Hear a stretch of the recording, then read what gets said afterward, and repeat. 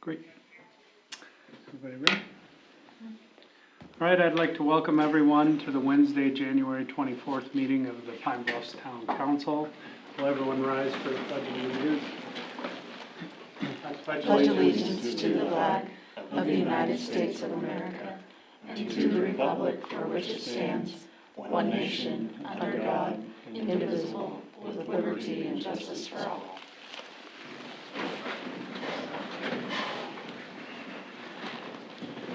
First item is the agenda.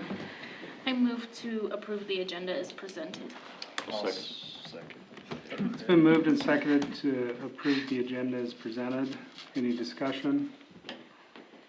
All those in favor? Aye. Those opposed? Motion carries.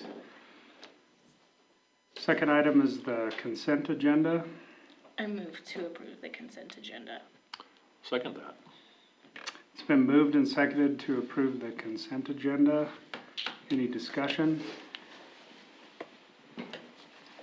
Hearing none, all those in favor? Aye. Those opposed? Motion carries.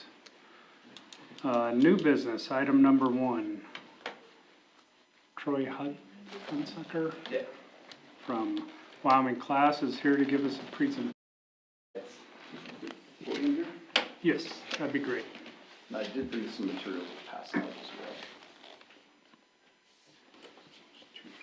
Thank you.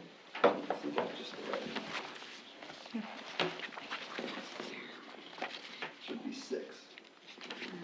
Want to know if I can take one.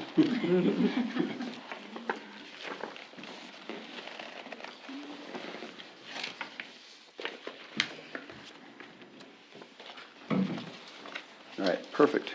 All right, good evening, everyone. I'm Troy Hunsucker. I'm here with Wyoming Class this evening to speak to you a little bit about what that is and answer any questions for you. I think the best way to start is just to give you a little background on myself and then how Wyoming Class came to be.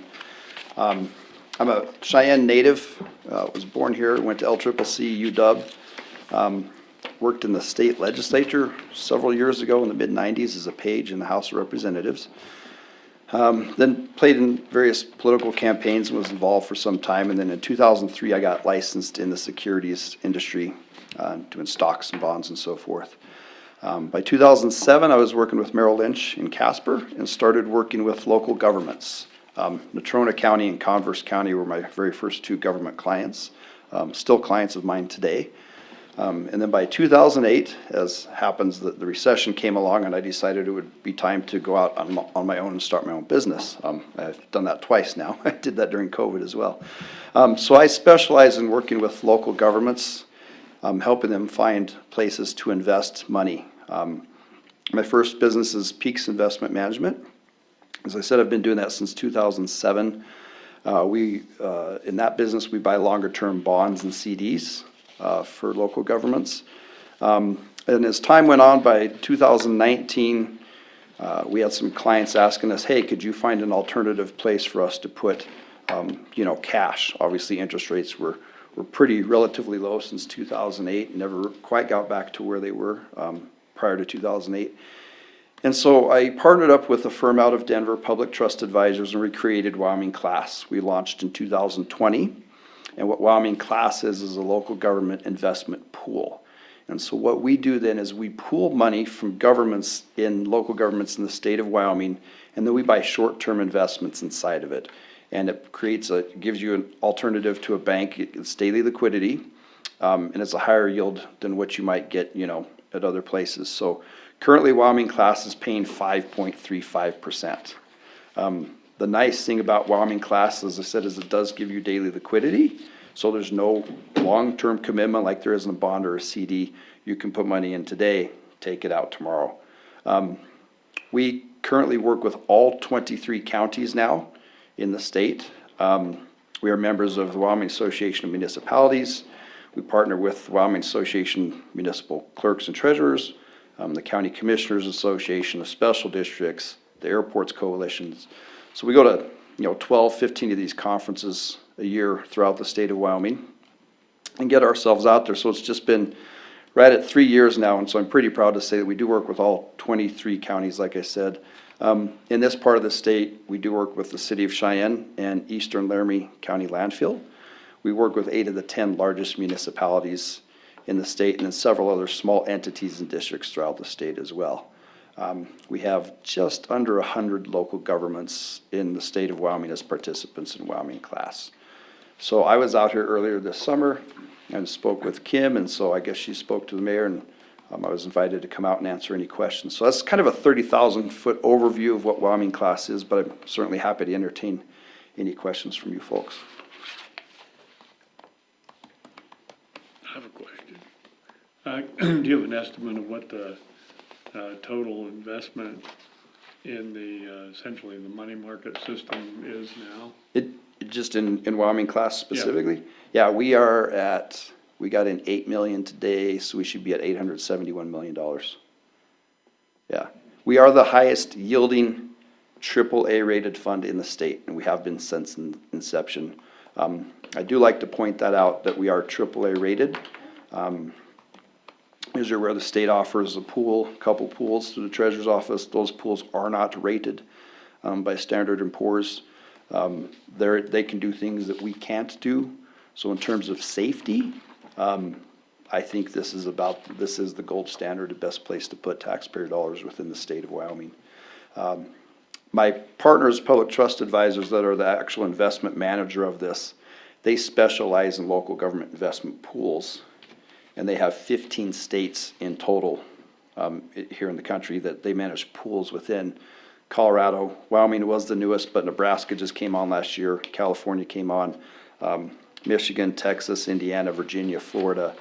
In total assets there, they have over $80 billion and right around 7,000 local governments that participate in the sister pools throughout the state, or excuse me, throughout the country. Yeah, but Wyoming class itself is just over 870 million as of today. Would you talk a little bit about, obviously WyoStar had some problems when they had a run on the money, and it took a toll on them. Can you talk a little bit about how that won't happen with Wyoming class because of the way you invest the money as opposed to what WyoStar did. Yeah, sure. I'm very familiar with all of that, and I appreciate you asking that. So a lot of this does come down to how we receive the AAA rating. So in order for us to maintain that and also to meet the requirements of the Securities Exchange Commission, we cannot buy any investments inside Wyoming class that have a maturity longer than 270 days. The average maturity of all the investments has to be less than 90 days. And right now our weighted average maturity is about 60 days. So it's a very liquid, actively managed pool. And so what happens in the bond market is interest rates and yields and the price of bonds go in opposite directions. So I won't go to the mechanics of it, but understand that as interest rates go up, the price of bonds go down. So we are restricted to an average maturity of 90 days or less and no more than 9 months of any investment. What happened in WildStar 1 and 2 is during COVID, interest rates were the lowest we've seen in our lifetime. They bought bonds and CDs and so forth that go out 2, 3, 4, 5 years. We can't do that. We're prohibited from doing that. They get to play by a different set of rules that the state sets for them. Because they can go out that long, that's why they don't receive the AAA rating. So what happened last year when interest rates went up significantly, the value of all those bonds in WildStar 1 and 2 went south. And so what happened is their interest rate wasn't able to keep up with ours. And I'm not saying that we were the reason that there was a run, but banks were starting to pay a lot more. There was a lot of other alternative places in the state to start taking money.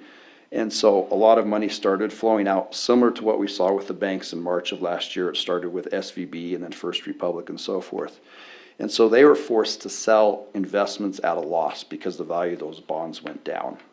And so that's what caused the losses in WildStar 2 that we saw last summer. The money was leaving because they saw there were alternative places to get higher interest rates. So they just got caught in a bad place. So the reason it won't happen is because we can't invest that long-term, right? Our average is about 60 days, so about every 2 months, this entire portfolio inside of the pool is being turned over.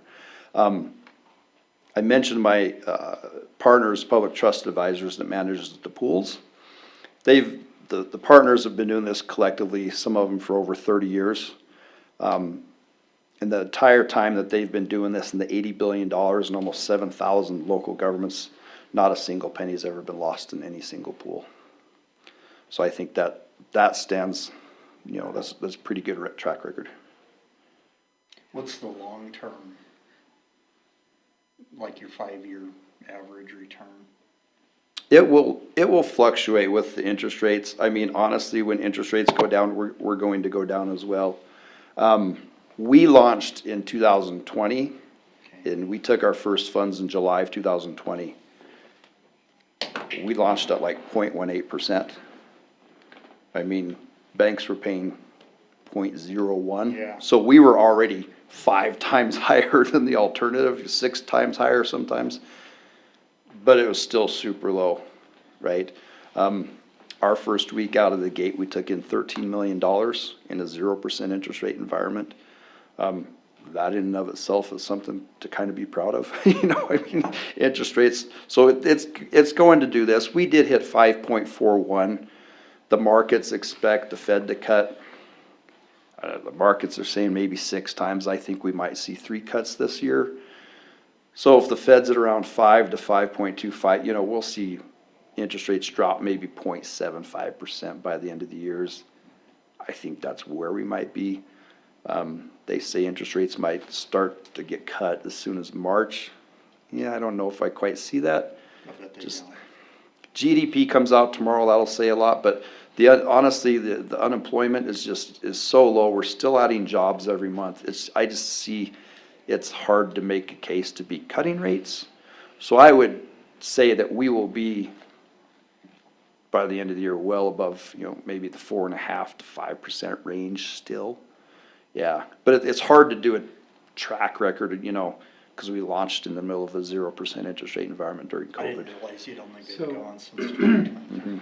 Yeah. So given the timing of your launch and the limited history, I guess I would like to know, and given the short nature of your investments, and at the time you've been investing, you've either been in stable or rising interest rates. What are you going to be standing here telling us when interest rates fall 3% and somebody has much longer term investments than you do?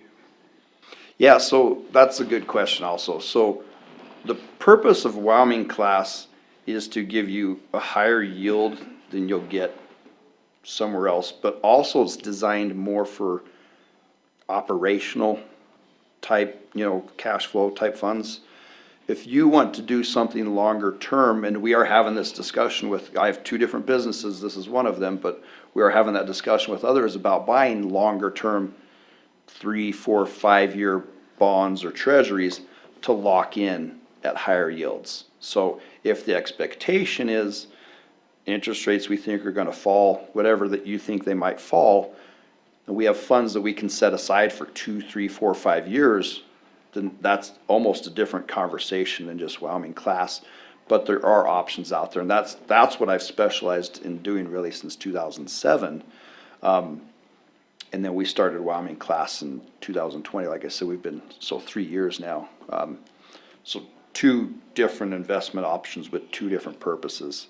The nice thing about Wyoming class, like I say, and I just call it class sometimes, the nice thing about class is the daily liquidity, is you can put money in, take it out tomorrow. As an example, Lincoln County came in today and they sent $8 million. He told us it's gonna be there for 30 days. I just didn't wanna do it at the bank. The bank has to, collateralize or pledge assets to it. It's just easier to put it in. He says, sometime in February, I'm gonna be pulling that money back. So we see money come and go all the time. The real key is the liquidity with the higher yield. If you have funds that are permanent funds or something like that, then that's a different conversation, something, I'm certainly happy to talk to the town about as well. Yeah. I would like to add to it, Wyoming class is overseen by a board of trustees. The trustee members are all government officials from throughout the state. The chairman of the board is a county commissioner from Johnson County, and then we have the finance director from the city of Gillette, who's on the board. The director of administrative services from Rock Springs is on our board, and then we have a county treasurer from Teton County is on the board. And then at our board meeting in March, we will be adding a 5th board member to replace one who had to resign last summer. She accepted a job in the private sector. So by March, we'll have 5 board members. That board member will be coming from an airport, so it's not official yet.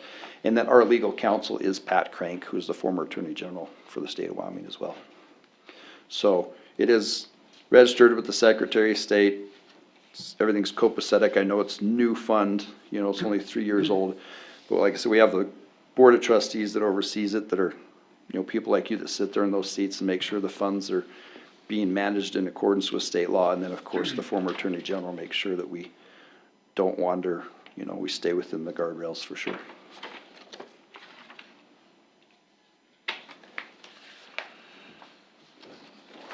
And did I understand you have money, was it in WildStar 1, I think? Yes. Okay, yeah. I don't remember how much, but. It's not very much. It's about 130,000. Okay. Yeah, we have no minimum or no maximum, just so you know. I think our smallest account's like 28,000. We've got probably 15 or so that are over 10 million, I would say. And then a couple that are close to the 100 million. So there's just a whole wide range there. So again, all 23 counties were members of WAMCAT. I actually teach at the WAMCAT conferences every now and then when they meet in September. So I can send you more references, but I do think it's kind of easiest to just say, hey, we work with Cheyenne, Eastern Laramie County landfill in all 23 counties. Yeah, and we will be at the WAM conference next month in Cheyenne as well. So I don't know if any of you are going, but I'll certainly be there. We'll have a table set up and so forth. Well, I wish I had more questions, but How does your fund transfer process take place? Yeah, so I was just gonna say that. So the logistics of this is really easy. So you can pass a resolution if you determine that's what you want, or we have a sample resolution which you can use as well. The paperwork is super easy. I send it over here. We do like 2 signatures because we like dual, because of security reasons and everything that's going on now, we like to have dual factor authentication. But it probably takes 5 minutes to fill out the paperwork. Everything's done electronically. You submit it to our client services team, who happens to be in Denver. If it goes in the morning, the account will be open that afternoon. You can move money the next day. It would probably be you that's moving it. So right from the computer, you'll have a login and a drop down. We tie it to whatever bank you designate. You can designate more than one bank, and you can just say, I want to transfer money from the bank right into Wyoming class, or you can take money from Wyoming class and send to the bank. It's just a few mouse clicks right there. Additionally, you can set up sub-accounts inside, so you can have a general fund basically, and then, you know, some entities have like a water and sewer, or utility, or, you know, road and bridge, or whatever, so you can have sub-accounts inside of there as well, so the money can be all moved back and forth. It's real super easy. In terms of customer service, I'll tell you, they're on top of the game. I think it will be a different experience than what you've had in the past, for sure. But essentially, this is, all the money you're investing is in one, you're investing it all collectively, right? Correct. Everybody's getting the same rate of return. Yes, yeah, Everything, there's one option, that's, yes, yeah, correct. In terms of mechanics, it's very similar to WildStar. They buy a bunch of bonds and treasuries and CDs and commercial paper and things inside of there as well. We do the same thing. We're just much more restricted on what we can buy. We can only buy the highest grade investment products out there, and we're limited on how far of a period of maturity we can purchase. Cannot be any longer than 9 months. They can buy junk bonds, they can go out 3, 4, 5 years. We can only buy the top grade stuff and can't go out any longer than 9 months. And our average of all those investments has to be less than 90 days total. So Mechanically, it's the same, but we're much more restricted, hence the safety and the AAA rating. And people ask sometimes, what is in your portfolio? If you look on our website, we do have an annual report, and it does a snapshot of whatever that day they produced it, so it gives you an idea of what types of investments are in there. But because it is so actively managed, like we got 8 million in today, so our trading guys tomorrow are gonna go buy investments, right? So it changes every day, but it gives you a good idea of what, basically it's US Treasuries, some agency bonds, CDs, we've bought some CDs from local banks in Wyoming to try to be good, people in the community as well. And then some commercial paper and things like that. Any equities at all? No, it's all fixed income. Yeah, an equity position there's a AAA rating instantly. Is that right? Yeah. And I know that question comes up, you guys are probably aware of M&A, which is the equities for local municipalities, and that was on CapFin in November, I think. And then they kicked it down the road to this summer, so it's not gonna come up this session, I don't know if you're aware, but the M&A that passed, so that would have been 2022. Yeah, CapFin talked about it in, I think, November. It's going to an interim meeting this summer, so it'll be the next session before that even gets brought up. So, for whatever that's worth, they just kind of keep kicking the can down the road on that deal. Yeah.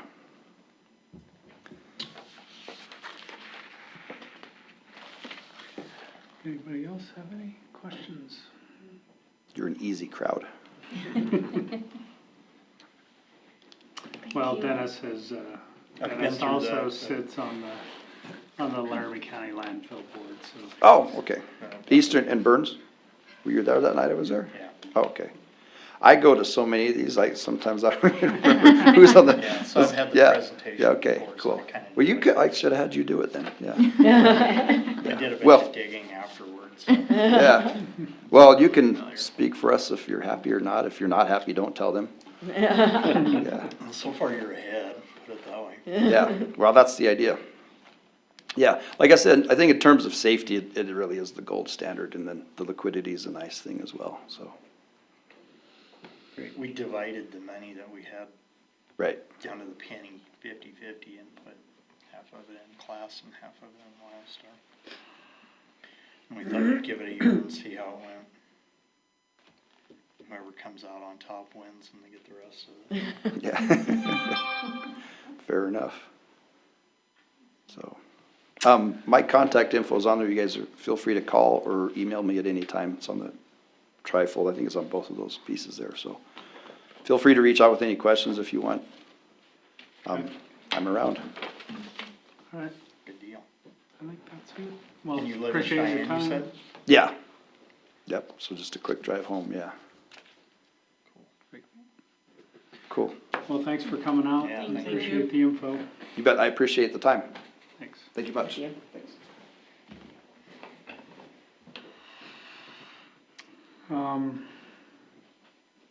Anything else on that? Moving on to item number 2, review and approve tap fees. That's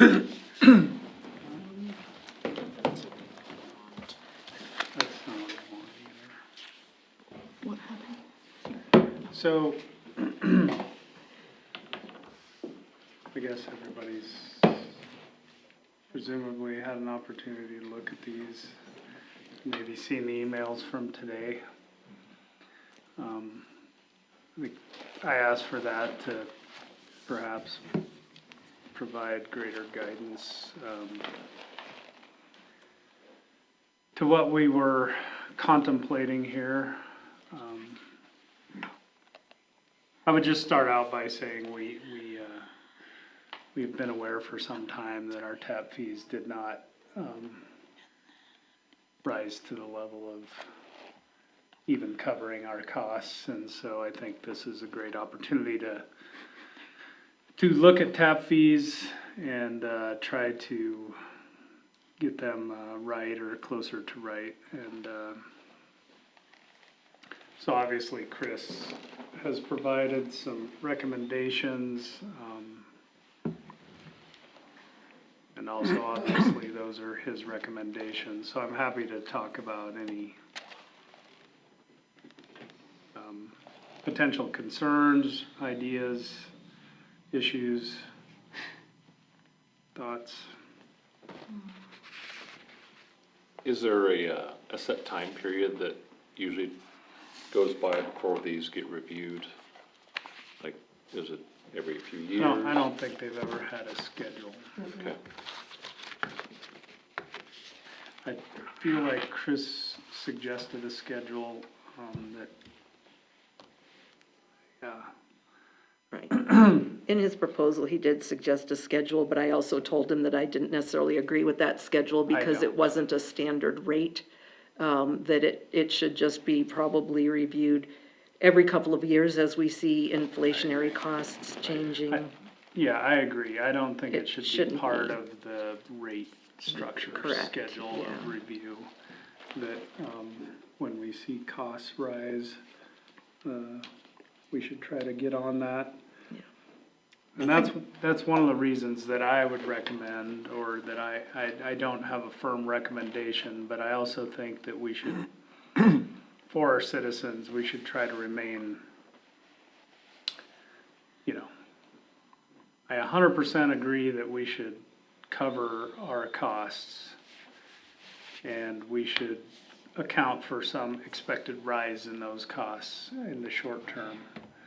But I think if we obligate ourselves to review them with more frequency, I don't think we should take a rise above those costs that account for us not reviewing them for 13 years. right. Like, I don't know if that makes any sense. That was what I was Simply just- having a hard time with, was if you don't look at it for a number of years, now all of a sudden, you're staring down increases that look horrible. Whereas if it's visited a little more regularly, you know, you do a few percent a year, and nobody likes the increases, but at least it's not a 30% increase or something in a single year. Sure. You know, I think one of the other reasons why we probably haven't reviewed the tap fees for, especially for water, is that in 2009, when they did the project throughout the community to get rid of the water meters in everybody's basement, and they put the meter pits with the meters outside, and then, you know, at that point, even empty lots, if there was a designated lot in the community, that lot got a meter pit with a meter. So at that point then, there really wasn't a lot of material costs going in. It wasn't until recently when we had a few areas that did not have meter pits because people divided a lot. You know, I can think of the one that was, the house that was in back of Stutzel, that's on the side of the hill there. That one was one where we had to add in, and then we had the new one out on the Carpenter Road. And so that's when we really started noticing that, holy cow, you know, now we need to go out and purchase all of these components because they're not anything that was in place. And so that's when Also, yeah, we the had the one flag on started Maple going up. Street Yes, that came absolutely. up. And so that's when, you know, it was really a big red flag, and of course now we have a lot of other properties that may be developed that don't have this existing infrastructure in place, so. But regardless, we should have been reviewing those rates sooner, but, there was no need to purchase those parts. Right.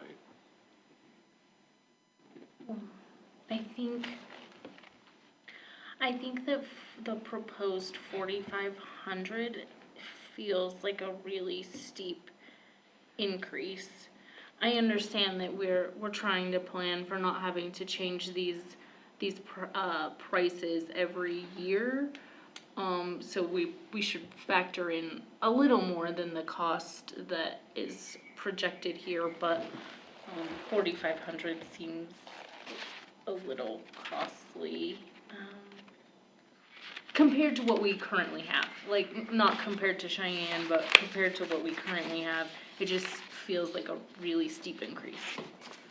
Sure, absolutely. So, in the email, I believe that we broke out our actual cost.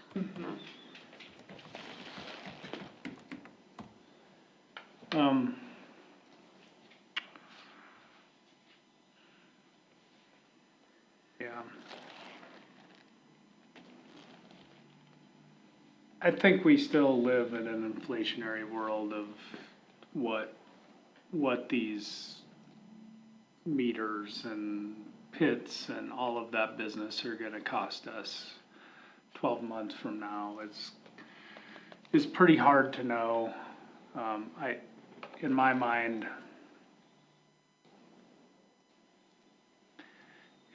I feel like the minimum we should go is like this residential one, like 4 is the minimum to account for any inflationary value in, I mean, that's a little over, that's 10 to 15% rise in costs, which I think is pretty tough to keep it at that, but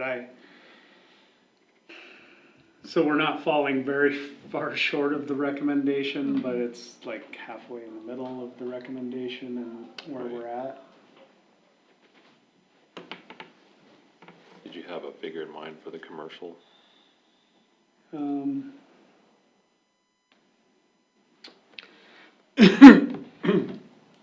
I think much like that,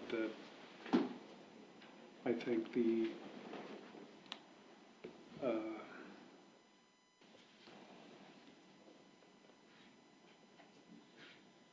middle-ish ground seems a little more palatable. I mean, these are big numbers, and I think, you know, I had before he sent this email, I had looked up these,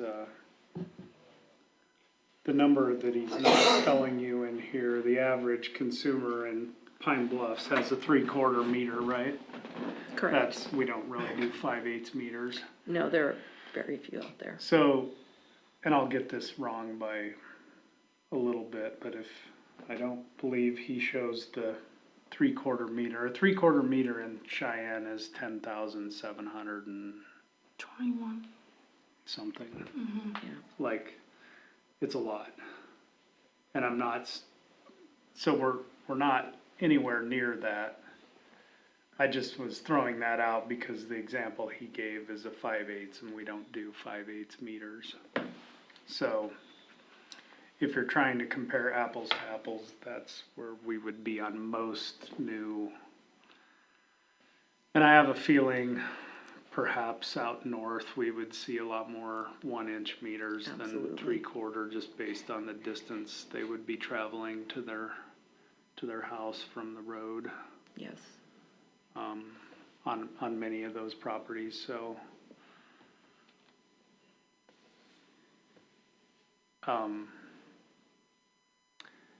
That's the other thing that's unclear to me is, you know, he has the recommendations based on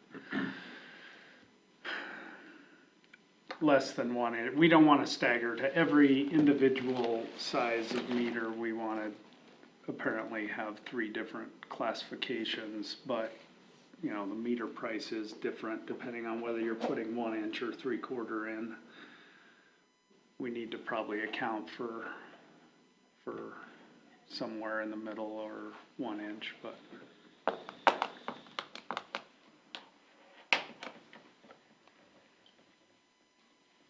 So if you kind of went with your logic of 15%, the residential would be about 4,000, and the 1.5 to 2 inch residential and commercial would be just under 9, or right at 9.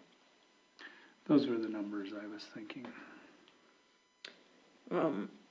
When we do the 15% that way, we're also assuming that that's a 15% increase on the labor portion of it and not just the materials? Yeah. Is that what we're doing? On the Okay. total. Okay, Well, I don't think it's quite 15, but yeah. or approximately, yeah.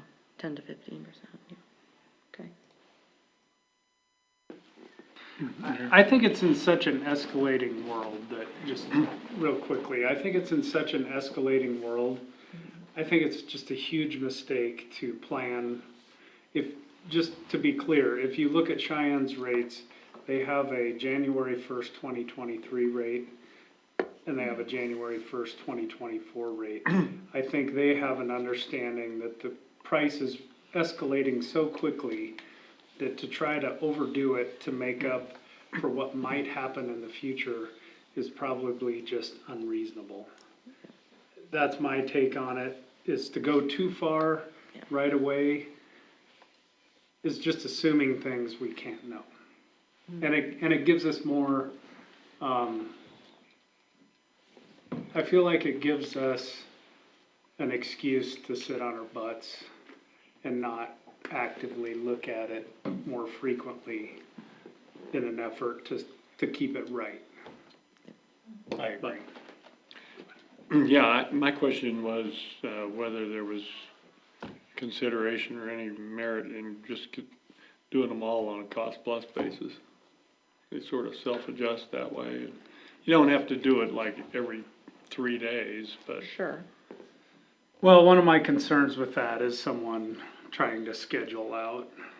Like, if we know we're gonna review it every year, and I agree with you, that's probably more fair, but if I'm trying to figure out my planning purposes for building a house in August, do I know what the actual tap fee is in August today, or will I have to wait till August to know what the cost plus tap fee is? I mean, there are probably ways to address that. I mean, if somebody, you know, what I've seen is, you know, they contract for it, they pay that rate at that time, you know what stuff you're gonna buy, you buy it, they put in a deposit. And so, you know, everybody's insulated from too much Sure. risk that way, but, you know, it just, it's, you're kind of chasing your tail on these rates, you know, the way things are right now. That's why I think more frequent, either your methodology or more frequent reviews of them keep Sure. us up to speed. It feels, sorry. Go ahead. I was just saying, it feels like it would be better for our staff if they could quote numbers, actual numbers to people who are interested in getting a tap. I like that idea. I like the idea of paying just what the costs are too, but in order to plan, it would be nice to have a number ahead of time. Right. I would prefer if we had a rate ahead of time. I just wouldn't want there to be any, you know, for instance, that water tap that we put in on Maple, that one would have been considerably more expensive because we had to bring it from across the street. Yeah, Yet that person shouldn't have had to pay for any line extension because our services, our main was on the other side of the street. and I don't like that. And the other thing, though, that we don't know is whether this number accounts for coming from the middle of the street, coming from the best side of the street, coming from the wrong side of the street. Like, it's, and in that case, I feel like our, whatever the actual number is, 12% over, whatever it is, 15% over is accounting for some of that variation I don't know. I guess that would be my recommendation, is more frequent reviews, and I would say 4 and 9. So moved. Second. I just had one question. Sure. So looking at the costs that Chris had indicated, is it really the cost of the tap? Is it really 3.5 times more when you go from 1 inch to 2 inch? Yes. It has to do with the backflow device that's needed. Okay, that's that DEQ backflow. Well, the other part is we are doing what you're saying on commercial 2 inches or greater. Yes. And this is one of, like, if we follow that recommendation, and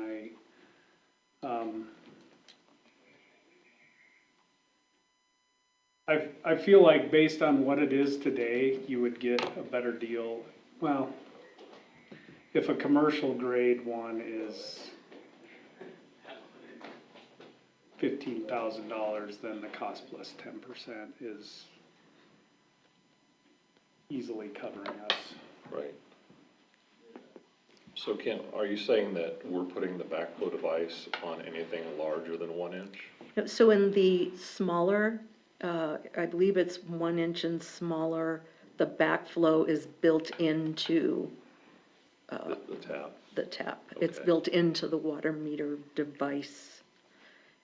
Anything larger, and it's a separate Is component. this the one that, before I get myself jammed up here, and I can't find it, is it on the sewer tap or this one? I should have been more prepared, but it has some, The development piece? I know that's on the sewer end of it, but there's,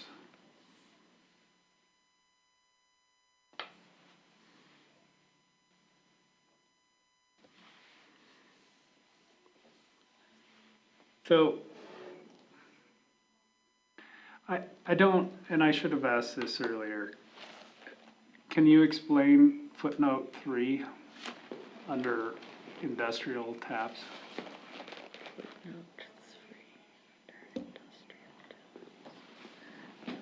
Well, actually, I can't believe I forgot this. I would like footnote 2 and 3 explained. Under the water taps? Yes. Okay. Because the way I read it, like a residential, commercial, 1.5 to 2 inches is $9,500 plus the cost of a backflow valve, plus the cost of installing said backflow valve.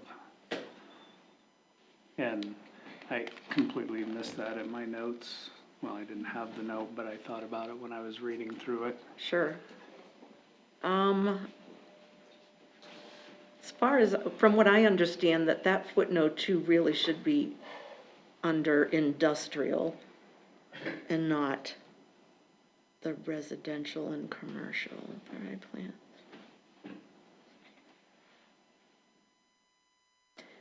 I can tell you that footnote 3, when you have certain backflow devices, it is required that those backflow devices be inspected by a certified backflow inspector on an annual basis. Only greater than, And I believe that's for any backflow device that is a separate backflow unit, but I would have to get clarification on that. well, I'm not a big fan of approving this unless we know that footnote 2 is not go to, like, Yeah. Everything.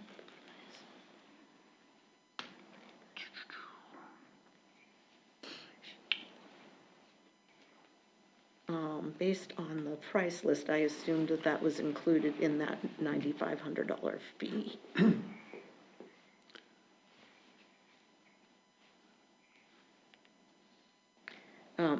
You know, the other thing that you could all consider is to table this because we do anticipate knowing the initial cost increase for materials here within the next 2 months. We just kind of wanted to get going on this because of the, you know, it had been waiting so long, but we can definitely wait another couple of months because we don't have any projects scheduled for a tap fee. And we do know from Ferguson Waterworks that there would be that the 2024 price increase will happen in this first quarter. Mayor, I should have checked this and I didn't think to, but I thought our 22 ordinance had us doing this by resolution. The 22 ordinance. I know rates are set by Rates resolution. are set, but everything is set by resolution. Right. So we would have to put this in the form of Yeah, resolution okay, anyway. okay. Yes, Right, got you.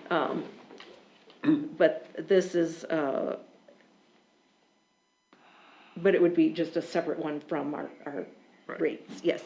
Well, I think what we have to do here, in my mind, is we can talk about, even in terms of water, we can talk about the value or the merit of development fees. And I'm happy to have that conversation, what that means to our entire system. But I think we have to know the actual cost of these things rather than, like, I'm a bit confused about what this is telling us. I believe the residential one to be right. I'm less confident in the other numbers. Okay. And I feel like if we're gonna see these type of increases, we should probably know for sure. I would agree with that. There's just enough of a lack of clarity there in the footnotes that it'd be nice to get a little more information, a little more explanation. And I'm not saying this needs to wait for 2 or 3 months. I'm saying if we can get clarity on it, then I'm happy to review it again. And as Alex said, we would discuss it one more time and then put it the following meeting. It would need to come in the form of a resolution. Is that correct? Correct. Okay. But if I understand the general direction that you all would like me to go in, then what I can do is just propose it as a resolution, so that we don't have to, go through another separate proposal like this. I mean, this here at least gives you kind of the framework for how we came up with the figures. And if I know that we're looking at an approximate, anticipated cost increase Right. for at least a 1-year time frame or something like that, then I So can, what I would recommend is I think I don't want to spend any more of Chris's time investigating what other towns are Sure, doing. no. What I want to know is if tomorrow Dennis wanted or Ally wanted a new tap and of various sizes, what are hard costs, not just for a residential, yes. but in various classifications. And I think he provided most of that, but I would just like it to be a little more clear so we're making. Does that sound? Yeah, with the change of this magnitude, we should be able to defend the decision. Yep. The other thing that I would also like to bring up that I don't know that it's not spelled out in this recommendation, but should somebody decide to develop on a vacant lot that is in the town now, where a water meter pit and a water meter was installed in 2009, our recommendation would be to negotiate that one as an individual separate entity. Is that possible to do? Well, sure. Because they wouldn't have the cost of the meter pit to put in, for example. It would just have our cost, our labor cost to go over there, which would be significantly less because we wouldn't be bringing out, that labor cost included our equipment cost as well. So Cheyenne's rate schedule has a separate hookup fee, A hookup fee, which correct. assumes that everything is in place. I assume it's a existing. situation much like that. Yes. So I mean, I know it's possible to do rates like that, but it might need to be on a case basis, I don't know. I think if you had some predetermined metric for determining what that cost is gonna be, you know, that would be workable. I'm a little less enthusiastic about, you know, just sort of ad hoc negotiating each one as it comes along. I feel like, you know, that might be a little bit too subjective. Well, I would also be concerned that those properties have meter pits and meters in place. They So do. said meter that's been sitting there still for 10 years. That is a concern. I don't even Yeah. know that it's I mean, I think we should, if we're going to calculate that cost, certainly the meter pit should come out of that. Correct. A lot of the install costs, but the cost sure of it the works. meter should probably go back in there, cause I'm almost sure it doesn't work. Right. Like, I think you should just go under the assumption that it's not going to work. Yeah, absolutely. So, I'm a fan of having that spelled out Okay, specifically. got it.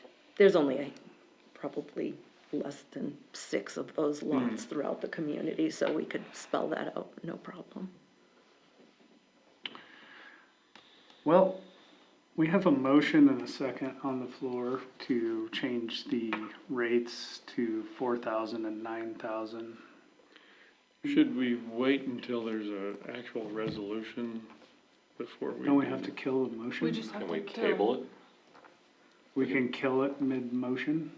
Well, you can, or you just, I don't know, I'm not, like, I'm asking, I I guess. mean, I think the chair can say, you know, that it's, not in proper form, so we'll just go ahead with, you know, just have it withdrawn. Okay, I'm happy with that, I just thought we had to. Can we make Yeah, a actually, motion to that- table the main motion?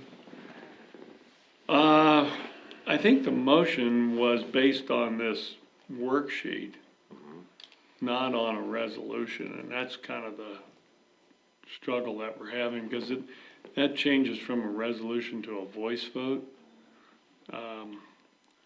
like a motion to adjourn would be. So somebody could move to adjourn and it would go away. Can we just do that right now? Yeah, sure. No, the motion to adjourn. Yeah. All right, yeah, no, I hear what you're saying, so. Given that the, motion and the second were in improper form, Right. we're going to move forward with no decision on this matter and revisit it at a future date. Sound good? I guess. All right, visitor comments.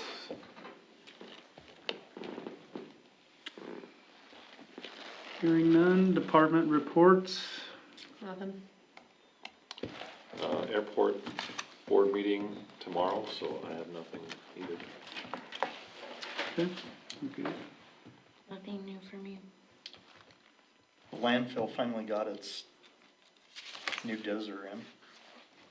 And New they're what? happy to have it. What? Oh, dozer. Yeah, new D9 cat.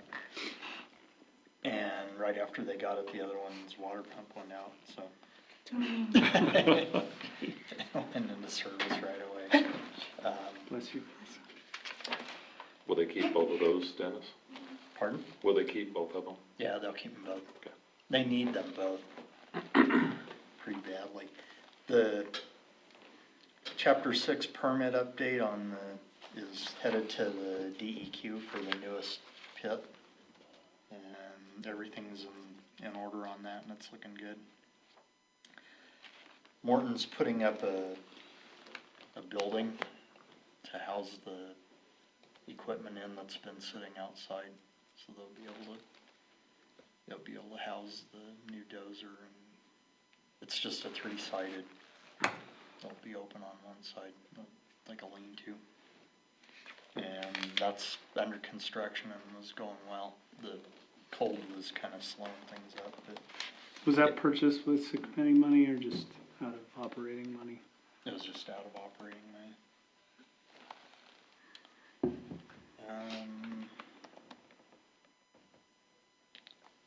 And the other thing is High West's gonna be putting in the new power service to where the transfer station's gonna be built. And I think that was, When are we proposing to build this transfer station? I don't think there's been a date set yet. But soon. Probably they'll start on it this summer, or attempt to. Great. That's about it there. All right, Alex? Yeah, I was out at the landfill a few days ago. It's like the Garden of Eden out there. I mean, it's just incredible. I hadn't been out there for a while. They've really cleaned it up. Oh, man. It's actually very nice. Yeah, it's immaculate. It's run well. Yeah. The only thing I have is, I think next meeting, right, Austin? We're gonna present that MOU to, Yeah, that's my intention, is okay. to visit the MOU with the county. And we'll actually be working cooperatively with the SO. Yes. Hoorah. I believe the sheriff is going to make a presence and. Great. Austin, do you have anything? No, just that. I wanted to make a comment. I was at the Tall Grass yesterday, and they wanted to express that they were really impressed with the town and the facilities that we have. So, so much that they're thinking about using us again as a meeting spot. So, just wanted to express that from talking to them. Otherwise, I have some stuff coming next council meeting, but nothing to report right now.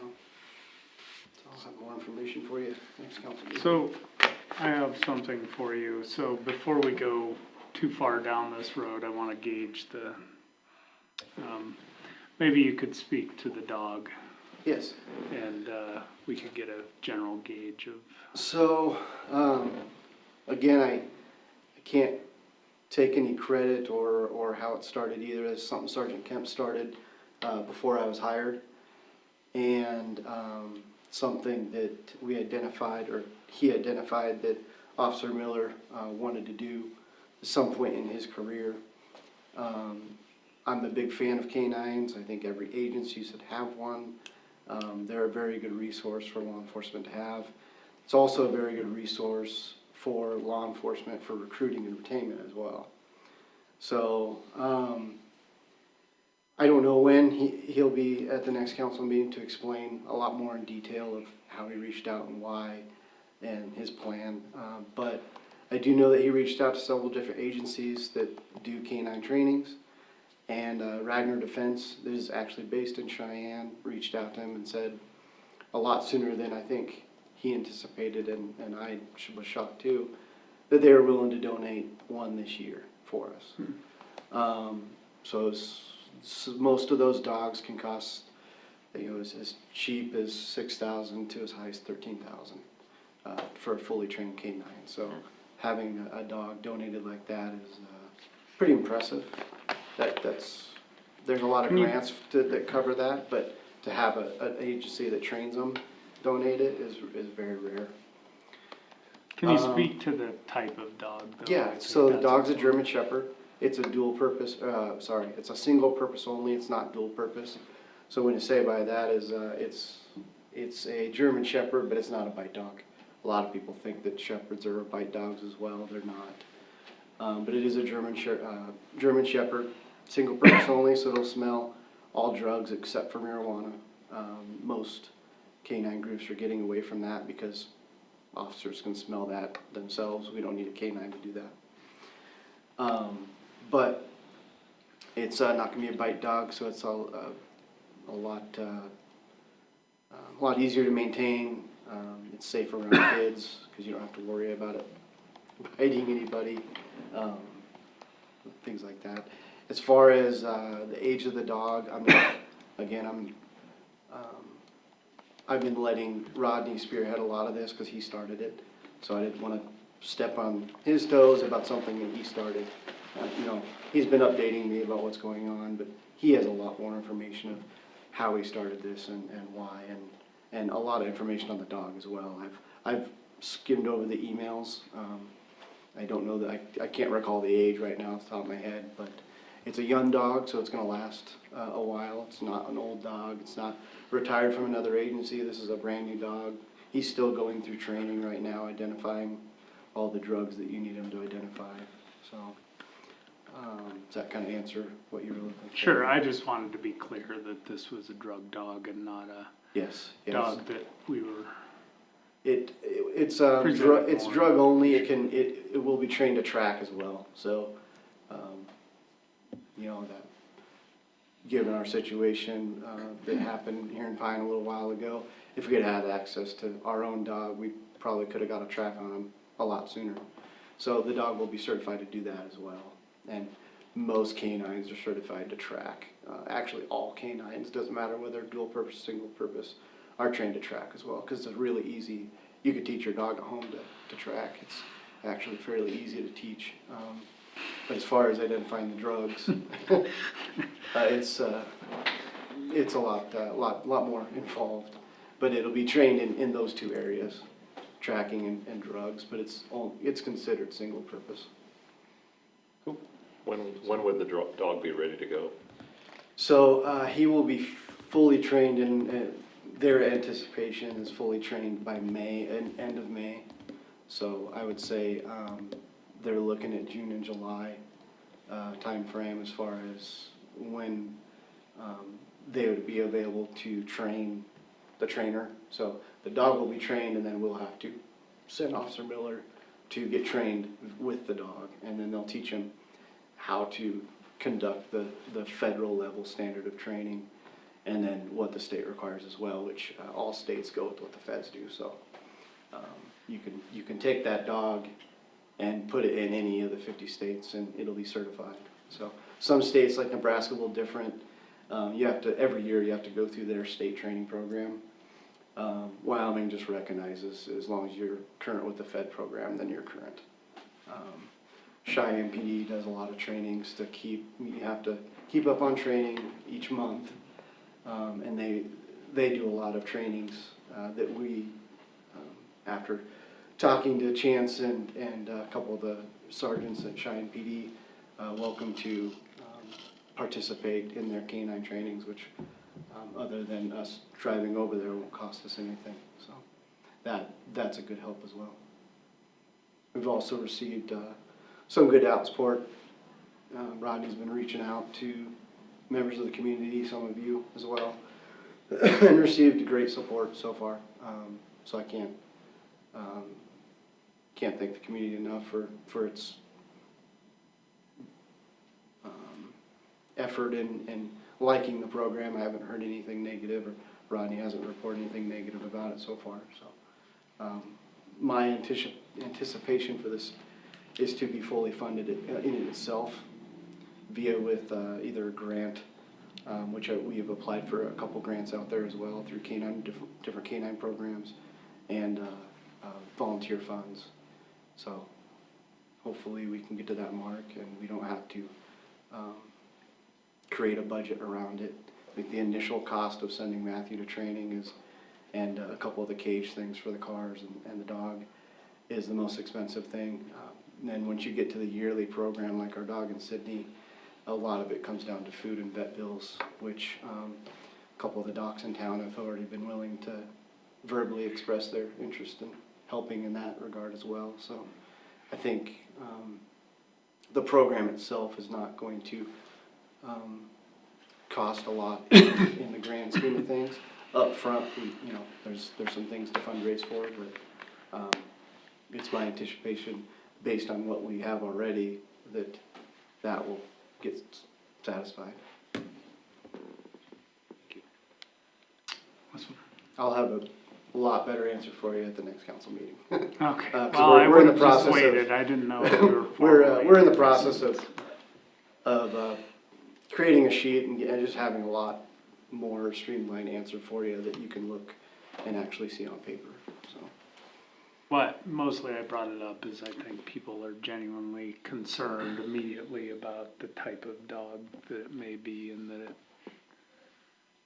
the problems it may present on its own, and I don't think this is that kind of dog, so. No.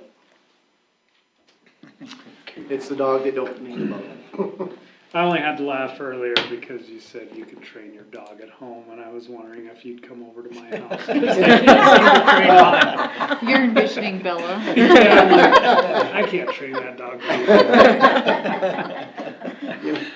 It takes an expert to do it, but a lot of dogs could do people tracking. All right, According to him anyway, according to the expert. So we've had some pretty good conversations with him. And he's definitely willing also to, they're based out of Casper and, Casper. But definitely willing to extend different trainings that they have yearly as well, that we can, keep him upgraded, because essentially,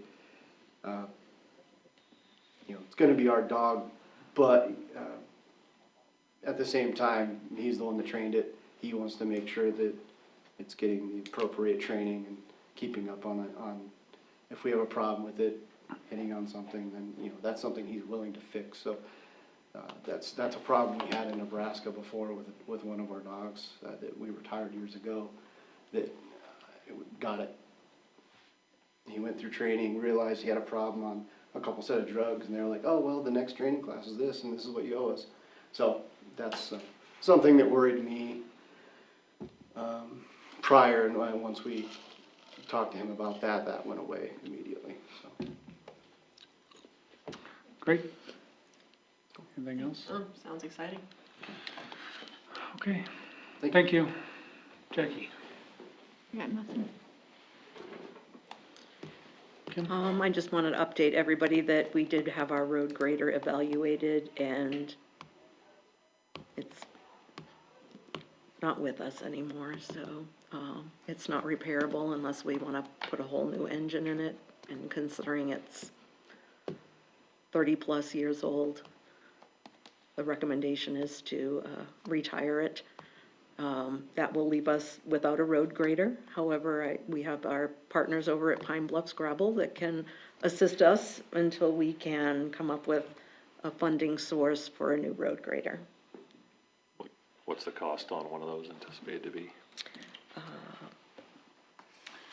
I believe new, they're probably 350,000. I would say 350.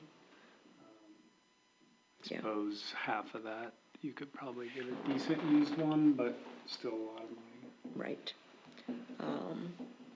So, we have, I have a couple of ideas for funding, but I won't know more about that for another couple of months, so. Then also an update on our north property that, the plans are under a second review at DEQ. Our estimated date that we will release the RFP is Monday, March 4th. However, everything is ready to go, so if DEQ comes back sooner and doesn't have any concerns, then we will be able to release that RFP sooner. We've had a couple of different construction companies reach out to us, and we have provided them some initial plan sets, but they are marked preliminary, so they understand that there could be a minor change that comes from DEQ. We have also reached out to our supplier for transformers, and we have placed our initial order for all the pad mount transformers and other materials that have a very long lead time for the north property.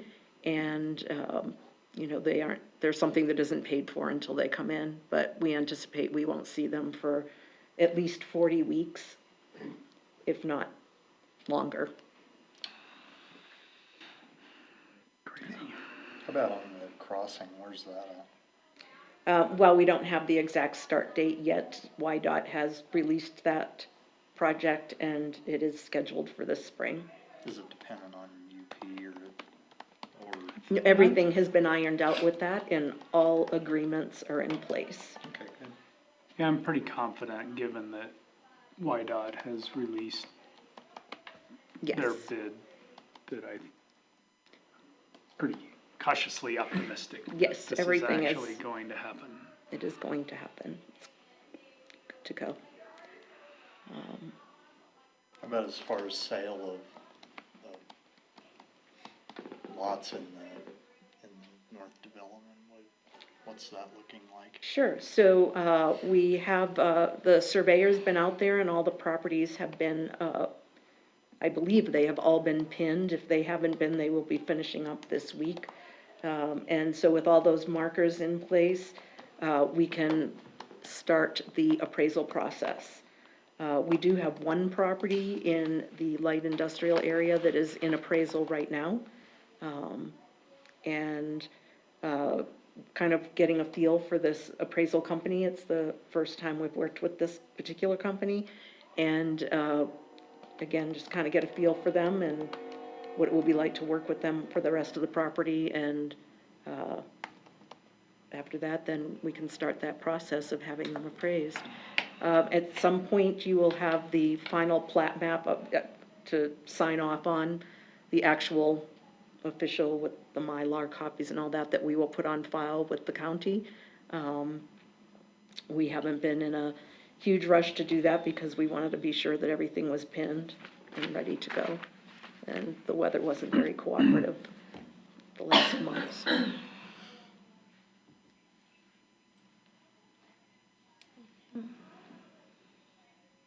All right, anything else? No, that's all we have going on for projects right now. You're welcome. Okay. Announcements and meetings?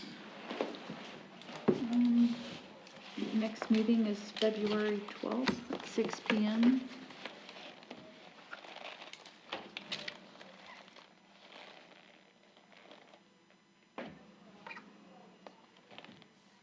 Okay, That's all I got.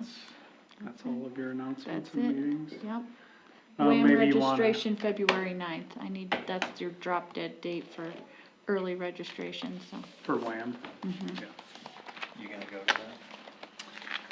I am, I expressed my frustration that I can't sign up for bits and pieces of it, but. I agree with you. Cause I can make it to some, but I can't make it to all, but I guess, I mean, I don't remember whether either of you went to the summer meetings, but you will find bits and pieces of it useful.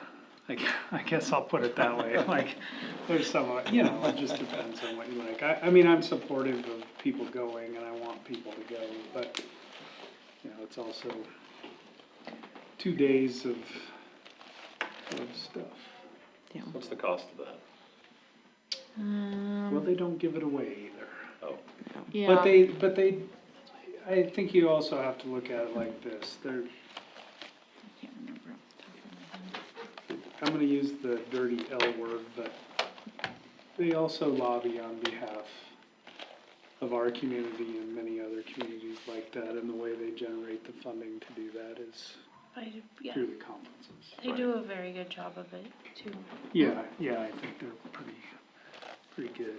They do a lot of stuff I wouldn't wanna have to do on our own. as And I an think the individual early community. registration is cheaper than if you Yeah. register after the 9th, then it gets, Did you give the number? she, I think was looking at the email. I I think you have to go like to the actual registration page and it's very cumbersome, cause then you have to select your options and then it gives you, and then they send you an invoice with the total. It's very, I'd be better off to look at what we paid last Wonky. year for it. Probably. Look at the invoice from Yeah. last year. See if there's stuff that interests. unless it changed drastically. I think, the summer one Yeah. tends to be a little bit 260 more for WAM. robust, but 215 for usually everybody has more time. So in you the could winter go one. for 230 because you've never Yeah. registered. Yeah. That's right. That's a deal. It's a deal. It's like mega. There you go. Sure. All right, I think anything Dave else? found the prices. Oh, did he? Yeah. Did you move? And I said move to Or adjourn while I was talking? while you were talking. It's been moved and seconded, we adjourn, all those in favor? Aye. Thank you, everyone.